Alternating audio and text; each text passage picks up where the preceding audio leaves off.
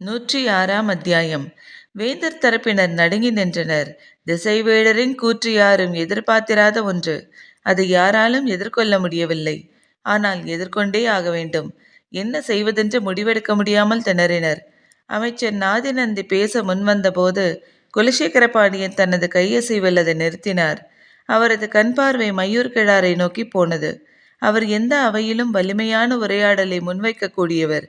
இப்போது அவர் தளபதியாக இருந்தாலும் திசைவேடரை எதிர்கொள்ள அவரே பொருத்தமானவர் என்று குலசேகர பாண்டியனுக்கு தோன்றியது.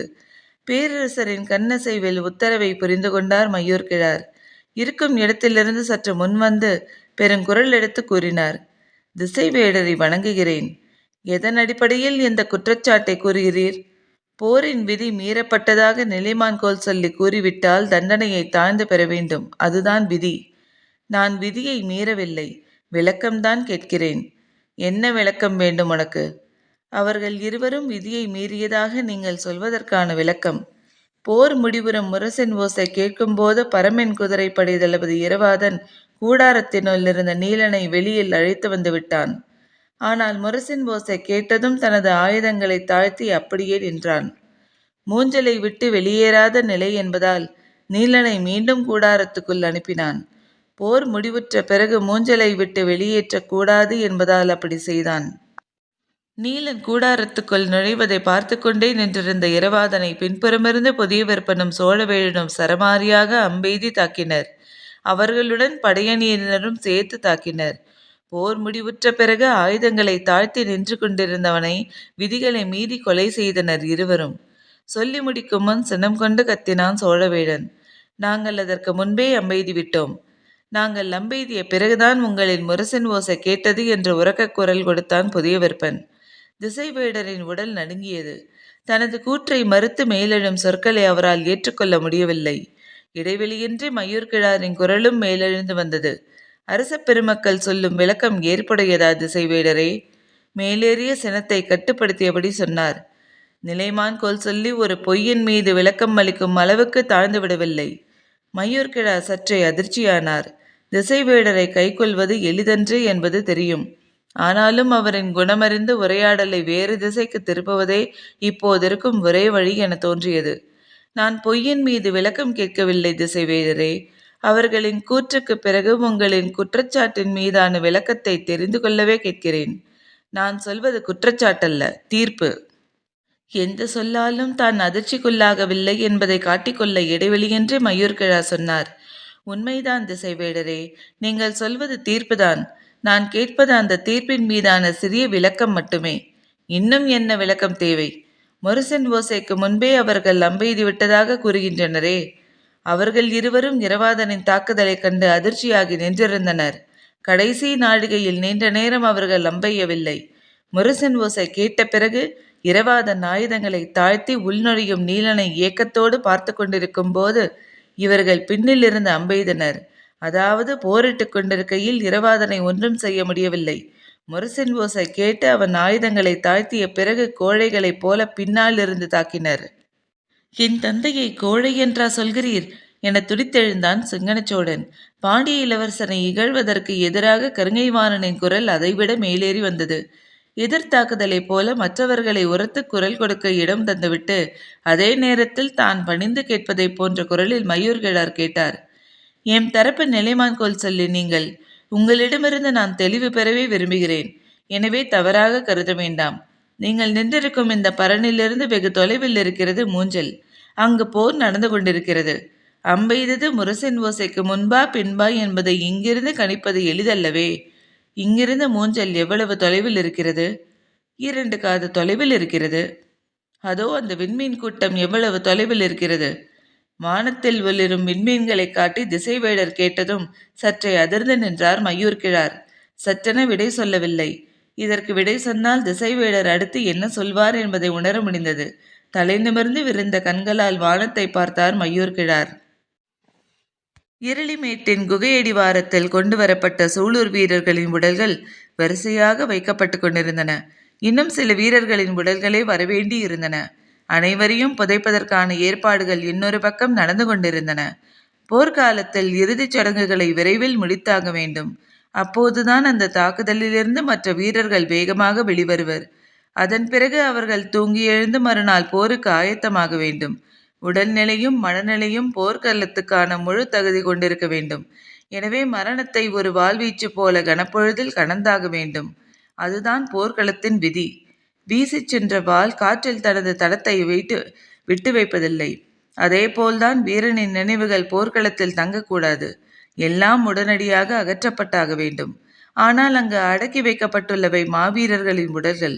அதனால்தான் உயிரோடு இருக்கும் ஒவ்வொரு வீரனும் அவர்களின் குருதியை எடுத்து மார்பெங்கும் பூசி வஞ்சனம் உரைத்தனர். அவர்கள் பயன்படுத்திய ஆயுதங்களை தனதாக்க துடித்தனர். அவர்களின் வீரம் தங்களின் உடலெங்கும் நிலை கொள்ள வேண்டும் என வேண்டினர். சூலூர் வீரர்கள் ஒவ்வொருவரின் பெயரையும் சொல்லி காடதிர கத்தினர். ஆவேச உணர்வு எங்கும் பீரிட்டு கொண்டிருந்தது. காரமளி எங்கும் குரலின் வழியே சினத்தை நிறுத்தினர். தனித்திருக்கும் கரும்பாறை படுகையில் கிடத்தப்பட்டிருந்தான் இரவாதனின் உடல். அவன் தலைக்கு மேல் பெருந்தீபந்தம் ஒன்று எரிந்து கொண்டிருந்தது. அந்த வந்தச்சுடரின் செந்நிற வெளிச்சம் குருதியை பீச்சிக் கொண்டிருந்தது. சுடரும் குருதியின் பேரொளி தனது உடலின் மேல் விழ ஒவ்வொரு வீரனும் முண்டியெடுத்து உள்நுழைந்து கொண்டிருந்தான். நிலைமை இப்படியே போனால் இரவு முழுமையும் கழிந்துவிடும். தூக்கமே இன்றித்தான் நாளை பரம்பு வீரர்கள் போர்க்களத்தில் நிற்க வேண்டிய நிலை ஏற்படும் என்று சிந்தித்த வாரிக்கையன் தேக்கனை அழைத்து வர விரைவாக இறுதி நிகழ்வை முடிக்க வேண்டும் என திட்டமிட்டான். தேக்கனை உடனே அழைத்து வரச் சொல்லி அவனது குடில் நோக்கி வீரன் ஒருவன் ஓடி வந்தான். பள்ளத்தாக்கில் இரவாதனை பாரியிடம் ஒப்படைத்த தேக்கன் தனது குடிலுக்கு வந்து சேர்ந்தான். அவனது எண்ண ஓட்டங்கள் நிலை கொள்ளாமல் இருந்தன. எவ்வளவு பெரிய நெருக்கடியிலும் இடரிலும் கலங்காத முடிவெடுக்கும் ஆற்றலை பரம்பு நாட்டு தேக்கன்கள் இழப்பதில்லை. ஆனால் தன்னால் தெளிவாக முடிவெடுக்க முடியவில்லையே என்ற பதற்றம் முதன்முறையாக தேக்கனுக்கு ஏற்பட்டது. போர்க்களத்தை, அதன் போக்கை, வேந்தர் படையின் தாக்குதல் உத்திகளையும் பரம்பு படையின் வலிமையையும் எல்லாம் மீண்டும் மீண்டும் நினைத்து பார்த்தபடியே இருந்தான். பரம்பு நாட்டு தேக்கனாக தான் இந்த கணம் எடுக்க வேண்டிய முடிவென்ன என்ற கேள்வியை எழுப்பி வெவ்வேறு விடைகளை அதற்கு பொருத்தி பார்த்தான். ஒவ்வொரு விடைக்கு ஒவ்வொரு விளைவு தெரிந்தது. எந்த முடிவு என்ன விளைவை உருவாக்கும் என்பதை ஓரளவு தெளிவாக உணர முடிந்தது. ஆனால் போர்க்களத்தில் எல்லாவற்றையும் துல்லியமாக முன்னுணரவும் முன் திட்டமிடவும் முடியாது. எனவே கேள்விகளை எல்லாவிதமான வாய்ப்புகளின் வழியையும் மீண்டும் மீண்டும் கேட்டபடியே இருந்தான். குடிலின் படல் திறந்து உள்நுழைந்தான். வெளியில் எரிந்து கொண்டிருந்த வந்தத்திலிருந்து விளக்கை ஏற்றி குடிலுக்குள் கொண்டு வந்து வைத்தான். வழக்கமாக தேக்கனுக்கு பணிவிடை செய்ய அங்கு இருக்கும் வீரர்கள் எல்லோரும் இருளிமேட்டுக்கு போய்விட்டனர். யாரும் அங்கு இல்லை. தனது இருக்கையில் அமர்ந்தான். போர்க்களத்தின் போரிட தகுதியின்றி பரம்பு ஆசான் நிற்பது எவ்வளவு பெரிய இழப்புகளை உருவாக்கி கொண்டிருக்கிறது. நான் முழு ஆற்றலோடு இன்று களத்தில் நின்றிருந்தால் முடியனோ நானோ மூஞ்சலை அடைந்திருப்போம். இரவாதனை இழந்திருக்க மாட்டோம். ஆயுதங்களை கை கொள்ள முடியாத எனது இருப்பு பரம்பு வீரர்களுக்கான மரண வழித்தடமாக மாறி நிற்கிறது. நான் இருக்கும் வரை பாரி பரம்பின் எல்லையை விட்டு வெளிவந்து களமிறங்க முடியாது. பாரி களம் இறங்காவிட்டால் இது போன்ற இழப்புகள் தவிர்க்க முடியாது. பரம்பு நாட்டு மாவீரர்களை, இணையற்ற போராளிகளையும் இனியும் நாம் போர்க்களத்தில் பலி கொடுக்க கூடாது. அதற்கு இருக்கும் ஒரே வழி பாரி களமிறங்கி நான் வழிவிடுதல் மட்டுமே. எண்ணங்களை ஒருங்கிணைத்து முடிவுக்கு வந்தான். இதைவிட சிறந்த முடிவெதுவும் அவனுக்கு புலப்படவில்லை. எனவே முடிவை செயல்படுத்தும் பணியை தொடங்கினான். கடந்த சில நாட்களாக பயன்படுத்தாமல் இருந்த அவனது வில் குடிலின் ஓரத்தில் சாய்ந்து வைக்கப்பட்டிருந்தது. எழுந்து போய் அதை எடுத்து வந்தான். இருக்கையில் உட்கார்ந்தபடியே நாணை இருக்க கட்டினான். அம்பரா தோணியை கண்கள் தேடின. மேல் மூங்கிலில் அது தொங்கிக் கொண்டிருந்தது. மீண்டும் எழுந்து போய் அதை எடுக்க வேண்டியிருந்தது. விழாவிளம்பு குத்தி உள்ளிறங்கி கொண்டிருந்தாலும் தனக்கு பிடித்த அம்பை எடுக்க வழக்கம் போல் அவனது கைகள் விரைந்து சென்றன. போரின் போக்கறிந்து கடைசி 5 நாழிகை இருக்கும்போது திசைவேடர் இடதுபுறம் இருக்கும் 3ஆம் பரனுக்கு வந்து சேர்ந்திருந்தார். நடந்தது அனைத்தையும் உன்னிப்பாக கவனித்து அறிந்திருந்தார். அவர் சொல்லும் சான்றுகளை மையூர் கிழாரால் மறுக்க முடியவில்லை. சொற்களால் அவருடைய எண்ணங்களை திசை திருப்ப முடியுமா என்று செய்து பார்த்த முயற்சிகள் எல்லாம் எந்தவிதமான பலனும் ஏற்படவில்லை. உரையாடலை இதற்கு மேலும் நீடிக்க முடியாத நிலை உருவானது. அடுத்து என்ன செய்யலாம் என மையூர் கிழார் யோசித்தபடி நின்றிருந்த போது பாண்டிய நாட்டு அமைச்சன் நாதிநந்தி சொன்னான். திசைவேடரை மீண்டும் வணங்குகிறேன். நீங்கள் சொல்லியபடி அவர்கள் முரசென்போசை கேட்ட பிறகே அம்பெய்தனர் என்று வைத்துக் கொள்வோம். போரின் விதிகள் தட்டியங்காட்டுக்குத்தானே பொருந்தும். மூஞ்சல் தட்டியங்காட்டை விட்டு வெளியில்தானே இருக்கிறது. திசைவேடரின் சினம் உச்சத்தை தொட்டது. கண்களை இறுக மூடி நஞ்சை விழுங்குவதைப் போல கேள்வியை விழுங்கினார். ஆனாலும் தனது கடமையிலிருந்து நழுவக்கூடாது என எண்ணியபடி சொன்னார். பரம்பு வீரர்கள் நள்ளிரவில் வந்து மூஞ்சலை தாக்கியிருந்தால் அவர்கள் போர் விதிகளை மீறிவிட்டார்கள் என்று நீங்கள் சொல்ல மாட்டீர்களா? போர் விதிகள் என்பவை போரிடும் காலம் முழுவதும் போரிடுபவர்கள் கடைபிடிக்க வேண்டிய நெறிகள். அவை இடத்தோடும் பொழுதோடும் தொடர்புடையவை அல்ல. அந்த நெறிகளை கடைபிடிக்கும் மனநிலையை நீங்கள் இழந்துவிட்டீர்கள். ஏனென்றால் உங்கள் வீரத்தின் மீது உங்களுக்கு இருந்த நம்பிக்கை பொய்த்துவிட்டது. சொல்லின் தாக்குதலால் நிலைகுலைந்து நின்றனர் வேந்தர்கள். திசைவேடர் அதே குரலில் தொடர்ந்தார். எனது தண்டனையை ஏற்பதற்காக கடைசி வாய்ப்பை வழங்குகிறேன். புதிய விற்பனும் சோழவேழனும் இக்கணமே ஆயுதங்களை துறந்து போர்க்களம் விட்டு வெளியேறுங்கள். அமைதி அப்படியே நீடித்தது. வேந்தர்களின் முகங்கள் இறுக்கம் கொண்டன. கிழவனுக்கு பைத்தியம் பிடித்துவிட்டது என்றான் புதிய விற்பன். உதியஞ்சேரல் ஏதோ சொல்ல வந்தான். அப்போது திசைவேடரின் குரல் முன்னிலும் உரத்து வெளிப்பட்டது. போர் விதிமுறைகளை ஏற்று முரசன் ஓசை கேட்டதும் ஆயுதங்களை தாழ்த்திய இரவாதனே, உன்னிடம் மன்னிப்பு கோருகிறேன். விதிமுறைகளை மதிக்கத் தெரியாத வேந்தர் படைக்கு நிலைமான்கோல் சொல்லியாக இருந்த நான் இந்த தவற்றுக்கு பொறுப்பேற்று எனது தண்டனை வழங்கிக் கொள்கிறேன். இதோ எனது கண்களுக்கு முன்னால் ஒளி வீசும் விண்மீன்களை பார்த்து கொண்டிருக்கிறேன். ஆனாலும் மனதுக்குள் பேரொளியாக சுடர் விடுவது மூஞ்சலுக்குள் நீ வெளிப்படுத்திய வீரமே. உன்னை போன்ற நெறி பிறழாத மாவீரர்கள் என்றென்றும் போற்றப்படுவீர்கள். நீ இரவா புகழுடன் வாழ்வாய். இரவாதன் மரணமற்றவன் என்பதை காலம் உணர்த்தும். தட்டியங்காட்டு போரின் நினைவிருக்கும் வரை உனது புகழ் இருக்கும். சொல்லியபடி பரனின் முன்புறமிருந்து கம்பை விட்டு பின்புறமாக வந்து தனது இருக்கையில் அமர்ந்தார். உடலெங்கும் இருந்து நடுக்கம் வந்த அமைதி கொண்டது. என்ன செய்ய போகிறார் திசைவேறு என்று பதற்றம் கொண்டார் கபிலர். திசைவேடரோ இருக்கையில் அமர்ந்ததும் தனக்கு எதிரே நாழிகை வட்டிலில் இருந்த நாழிகை கோல் இரண்டையும் தன் இரு கைகளிலும் எடுத்து மேலேந்தினார். கால் விரல்களால் நாணை அழுத்தி கொண்டு வலது கையால் வில்லை இழுத்து மேலே தூக்கினான் தேக்கன்.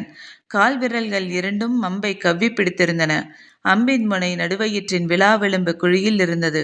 கால் விரல்கள் அழுத்தி கொண்டு வலது கையால் வில்லை மேல் நோக்கி நன்றாக இழுத்து விசையை கூட்டினான்.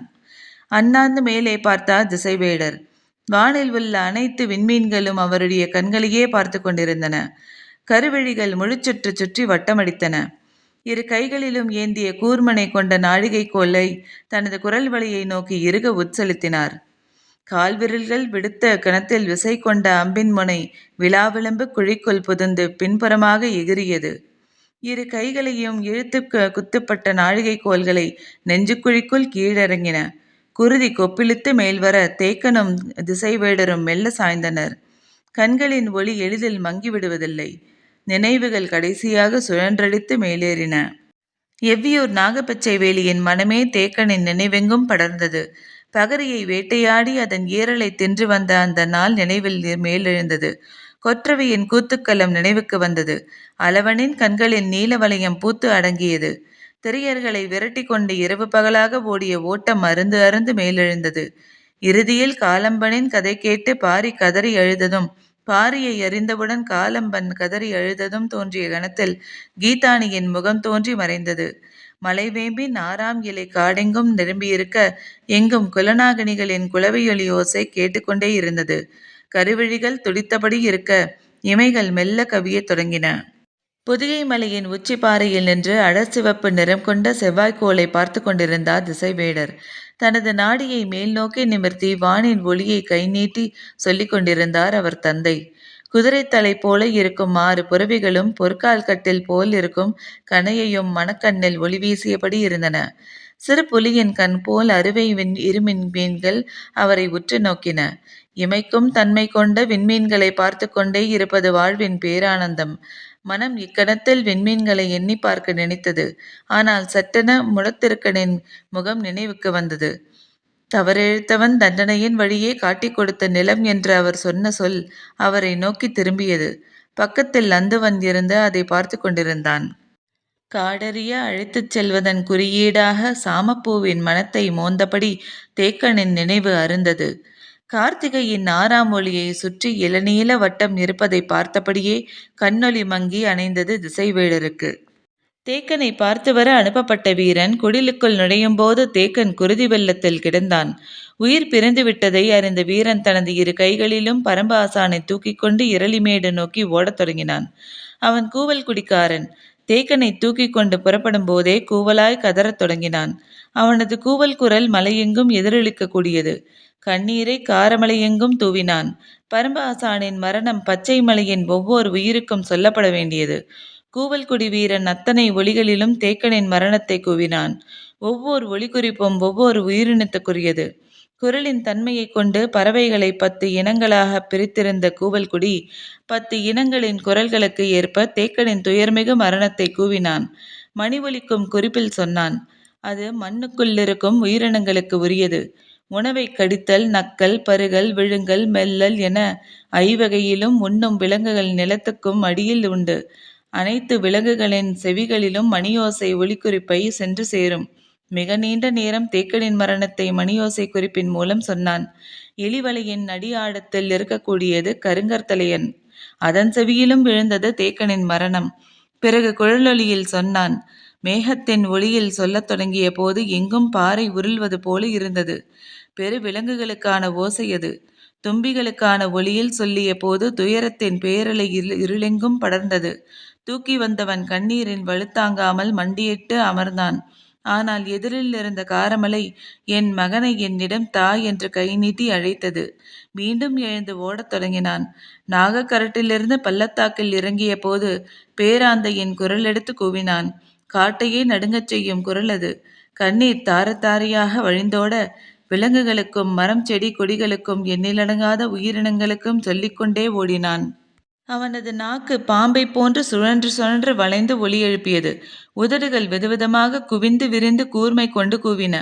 ஒரு கட்டத்தில் அவனது குரல் கேட்டு எங்கெங்கும் இருந்தும் கூவல் குடியினர் ஒன்று சேர்ந்து ஓசை எழுப்பத் தொடங்கினர். நாகக்கரடு, இரளிமேடு, காரமலை என இருளெங்கும் நிறைந்தது தேக்கனின் மரணம். மூஞ்சலில் சூலூர் வீரர்களின் உடல்கள் அனைத்தும் எடுக்கப்பட்ட பிறகு அங்கிருந்து முடியன் புறப்படும்போது 3ஆம் பரணின் அடிவாரத்தில் பெருங்கூட்டம் இருப்பதையும் எண்ணற்ற பந்தங்கள் எரிந்து கொண்டிருப்பதையும் பார்த்தான். அந்த இடம் நோக்கி அவன் போனபோது எல்லாம் முடிந்திருந்தன. பரன் மீதிருந்து தடுமாறி கீழிறங்கிய கபிலரை தொலைவில் கும்மிருட்டுக்குள் இருந்தபடியே பார்த்து கொண்டு நின்றான் முடியன். கபிலர் எப்போது இங்கு வந்தார்? இங்கு என்ன நடந்தது என அவனுக்கு புரியவில்லை. ஆனால் எல்லா விதத்திலும் தளர்ந்து போய் இருக்கும் அவரை பாதுகாப்பாக அழைத்துச் செல்ல வேண்டும் என எண்ணியபடி நின்று கொண்டே இருந்தான். பரன் விட்டு இறங்கிய கபிலரின் அருகில் சென்ற மயூர் கிழார் கை குவித்தபடி எதையோ கூறினார். ஆனால் குவித்த அவன் கைகளை தட்டிவிட்டபடி அந்த இடம் விட்டு வேகமாக அகல முயன்றார் கபிலர். இதை பார்த்த முடியன் தன்னுடன் இருந்த வீரர்களை உடனடியாக கபிலரிடம் அனுப்பினான். 10க்கும் மேற்பட்ட குதிரை வீரர்கள் கண்ணிமைக்கும் நேரத்தில் பாய்ந்து வந்து நின்றனர். பரம்பு வீரர்கள் வந்ததறிந்த கபிலர் உடனடியாக ஒரு குதிரையின் மீது ஏறினார். பரன் அடிவாரத்தில் இருந்த வேந்தர் படை கூடாரத்துக்குள் யாரும் இதை எதிர்பார்க்கவில்லை. பார்த்து கொண்டிருக்கும் போது அத்தனை குதிரைகளும் இருளுக்குள் மறைந்தன. குருதி பட்டு படிந்திருந்த திசைவேடரின் மேல் துணியை கைகளில் எடுத்து வந்தார் கபிலர். அது என்னவென்று யாருக்கும் தெரியாது. முடியன், கபிலர் எல்லோரும் நாகக்கரட்டை நெருங்கும் போது கூவல் கொடியினரின் ஓசை மலையெங்கும் எதிரொலிப்பது கேட்டனர். நள்ளிரவில் மலையெங்கும் எப்படி ஓசை எழுப்ப வேண்டிய தேவை என்ன என்று கபிலருக்கு விளங்கவில்லை. உடன் இருந்த கூவல்குடி வீரன் கண்ணீரோடு ஆசானின் மரணத்தை சொன்னான். குதிரைகள் இரளிமேட்டுக்கு வந்து சேர்ந்தன. வீரர்களை விலக்கியபடி முடியனும் கபிலரும் மற்ற வீரர்களும் மேலேறி வந்தனர். தேக்கனின் உடல் அருகே வாரிக்கையன் உட்கார்ந்திருந்தார். முடியன் நேராக தேக்கனின் உடல் அருகே வந்து அவரது கால்களை தொட்டு தூக்கி தனது நெஞ்சிலே வைத்து இறுக பற்றி கொண்டான். நெஞ்சம் முழுவதும் அடங்காத சினம் உருத்திரண்டு நின்றது. ஆசான் தேக்கனையும் மகன் இரவாதனையும் ஒரு சேர இழந்தாலும் பரம்பு நாட்டு முடியனாய் கலங்கிடாத நிலை கொண்டான். முடியன் இதை செய்து கொண்டிருக்கும் போது கபிலர் இரவாதனின் அருகில் போய் நின்றார். அவன் மீது திசைவேடரின் குருதி படிந்த மேலாடையை போர்த்தினார். பரன் மீதிருந்து எடுத்து வரப்பட்ட மேலாடையை ஏன் இரவாதனின் மீது போர்த்துகிறார் என யாருக்கும் புரியவில்லை. இரவாதனின் காலருகே வந்து உட்கார்ந்து அவனுடைய பாத அடிகளை எடுத்து தனது மடி மீது வைத்துக்கொண்டு அந்த மாவீரனின் இறுதி கணத்தை பற்றி சொல்லத் தொடங்கினார் கபிலர். திசைவேடரின் குருதி இரவாதனின் காலுக்கு அடியில் தேங்கியது. வேந்தர்கள் அடுத்து என்ன செய்ய வேண்டியது என்ற ஆலோசனையில் ஈடுபட்டனர். மூஞ்சலில் இருந்த வீரர்களின் உடல்கள் இன்னும் அகற்றி முடித்த பாடில்லை. எனவே அங்கு அமர்ந்து பேசும் சூழல் இல்லை. பரனை விட்டு அகன்ற போர்க்களத்தில் தனித்தோர் இடத்தில் பந்தங்களை ஏற்றப்பட அங்கே அமர்ந்து பேசத் தொடங்கினர். மூஞ்சல் முற்றிலும் சிதைக்கப்பட்டு விட்டது. பேரரசர் குலசேகர பாண்டியனின் கூடாரத்தையும் நீலன் இருக்கும் கூடாரத்தையும் தவிர மற்ற கூடாரங்கள் அனைத்தும் முற்றிலும் அழிக்கப்பட்டு விட்டன. இந்நிலையில் தமது போர் நடவடிக்கைகளை எப்படி அமைத்துக் கொள்வது என்பதை பற்றி பேச்சு நீண்டது. யாராலும் முழு கவனத்தோடு கருத்துக்களை முன்வைக்க முடியவில்லை. ஏனெனில் அழிந்தது மூஞ்சல் மட்டுமல்ல, மூவேந்தர்களின் சிறப்பு படைகளில் பெரும்பகுதி. இப்பொழுது மூவேந்தர்களின் படையில் பெரும் எண்ணிக்கையிலான வீரர்கள் இருக்கிறார்கள். ஆனால் அவர்களெல்லாம் படைத்தொகுப்பில் இடம்பெறக்கூடிய வீரர்கள்தாம். நிலைப்படை வீரர்கள் எண்ணிக்கை மிக குறைவே. அது மட்டுமல்ல, திசைவேடரின் மரணம் என்னென்ன விளைவுகளை ஏற்படுத்தும் என்பது பெருங்கேள்வியாக இருந்தது. தளபதிகளின் கருத்துக்கள் முதலில் கேட்கப்பட்டன. அவர்களோ இன்றைய போரில் பரமின் குதிரைப்படை தளபதி இரவாதன் கொல்லப்பட்டதையும் பரமின் குதிரைகள் பெருமளவு கொல்லப்பட்டதையும் வியந்து கூறினார். தமது படையில் வலிமையான எண்ணிக்கையில் வீரர்கள் இருக்கிறார்கள். எனவே வழக்கம் போல் முழு திறனோடு நாளைய போரை எதிர்கொள்வோம் என்றனர். அமைதியாக நின்றிருந்த கரிங்கைவாணனை பார்த்தார் குலசேகர பாண்டியன். சற்று தயக்கத்துக்கு பிறகு அவன் கூறினான், மூஞ்சல் அழிக்கப்பட்டதை விட மிகவும் கவலைக்குரியது, நாம் பாதுகாத்து வைத்திருந்த நஞ்சுகளும் அவை இருந்த கூடாரமும் முழுமையாக அழிந்ததுதான். இந்த போரில் இணையற்ற ஆயுதத்தை இன்று நாம் இழந்துவிட்டோம் என்று அதற்கு நிகரானது வேறு எதுவும் இல்லை என்றான். கருங்கைவாணன் சொல்லிய போதுதான் உதயஞ்சேரலும் செங்கனச்சோழனும் நிலைமையை கவனம் கொள்ள தொடங்கினர். மூவேந்தர்களுக்கும் நேற்றிரவு பாரியை கொல்ல நடத்தப்பட்ட திட்டம் தோல்வியில் முடிந்ததை உணர்ந்தனர். அந்த குழப்பத்திலேயே இன்றைய நாளின் பெரும்பகுதி களத்தில் நின்றனர். களத்தின் கடைசி 5 நாழிகையில் ஏற்பட்ட கடும் தாக்குதலுக்கு பிறகுதான் மூஞ்சலை காக்க பெரும் முயற்சி செய்தனர். அந்த முயற்சியின் இறுதியில் இரவாதனை கொல்ல முடிந்ததை தவிர மூஞ்சலின் அழிவை தடுக்க முடியவில்லை. அதன் தொடர்ச்சியாக திசைவேடரின் குற்றச்சாட்டும் மரணமும் எல்லோரையும் நிலைகுலைய வைத்துள்ளன. போர்க்கலக்கத்தில் எந்த கணத்திலும் தனது இயலாமை வெளிப்படுத்திவிடக் கூடாது என கருதிய குலசேகர பாண்டியன் நாள்தோறும் நிகழும் எண்ணற்ற மரணத்தைப் போலவே திசைவேடரின் மரணத்தையும் கையாண்டார். கருங்கைவாணன் தனது பேச்சை தொடர இருந்தான். அதற்கு அடுத்தபடியாக மையூர்கிழார் புதிய திட்டங்களை பற்றி கூற ஆயத்தமாக இருந்தார். இந்நிலையில் சேர நாட்டின் அமைச்சன் வளவன்காரி எழுந்து சொன்னான். பெரும் தளபதிகள் பேசும் முன் அமைச்சனாகிய நான் எனது கருத்தை கூற வேந்தர்களின் அவை இடம் தருமா? திடீரென சேர அமைச்சன் ஏன் பேச நினைக்கிறான் என்று யாருக்கும் விளங்கவில்லை. குலசேகர பாண்டியன் சரியென கையசைத்தார். அவன் சொன்னான், இப்போரில் நமக்கான பெரும் பாதுகாப்பு அரண் திசைவேடரும் அவரால் காக்கப்பட்ட போர் விதிகளும் தான். அவற்றை நாம் இழந்துவிட்டோம். நடந்தது அனைத்தையும் கபிலர் பாரியிடம் தெரிவிப்பார். இனி பரம்பின் தாக்குதல் போர் விதிகளுக்கு உட்பட்டு இருக்காது. அவர்களின் இயல்பு முறைகளின்படியே தாக்குதலை தொடுத்தால் நம்மால் எதிர்கொள்ள முடியாது. சொல்லி முடிக்கும் முன் ஏன் முடியாது என மேலேறி வந்தது மையூர்கிழாரின் குரல். திசைவேடரின் மரணம் மிகச்சிறந்த வாய்ப்பை உருவாக்கியுள்ளது. அதை சரியாக பயன்படுத்துவதே அறிவுடைமை. என்ன செய்ய வேண்டும் என கேட்டார் குலசேகர பாண்டியன். சொல்ல முன்வந்தார் மையூர்கிழார். போர் நெறிகளை காக்க திசைவேடர் உயிர் துறந்தது. தேக்கன் உயிரை ஈந்து சொல்லச் சென்ற செய்தி அனைத்தும் எரளிமேடெங்கும் நிரம்பின. பொழுது நள்ளிரவை தொட்டது. இனியும் இந்நிலை நீடிக்கக்கூடாது என நினைத்த வாரிக்கையன், சரி, அடக்கத்துக்கான பணியை தொடங்குவோம் என்றான். இறுதி வேலைகளை செய்ய பெரியவர்கள் எழுந்தபோது எது ஒன்றும் செய்ய வேண்டாம் என்றது பாரியின் குரல். குரல் கேட்ட திசை நோக்கி எல்லோரும் திரும்பினர். கருந்திட்டு பாறையிலிருந்து எழுந்து வந்த பாரி அடுக்கி வைக்கப்பட்டுள்ள வீரர்களை முன் நின்றபடி சொன்னான். தட்டியங்காடெங்கும் குவிந்து கிடக்கும் எதிரிகளை வென்று நீலனை மீட்டு வந்த பிறகு இறுதிச் சடங்கை நடத்துவோம். அதுவே இந்த மாவீரர்களுக்கு செய்யும் மரியாதை என்று கூறினான். இத்துடன் அத்தியாயம் முடிவடைந்தது. நன்றி.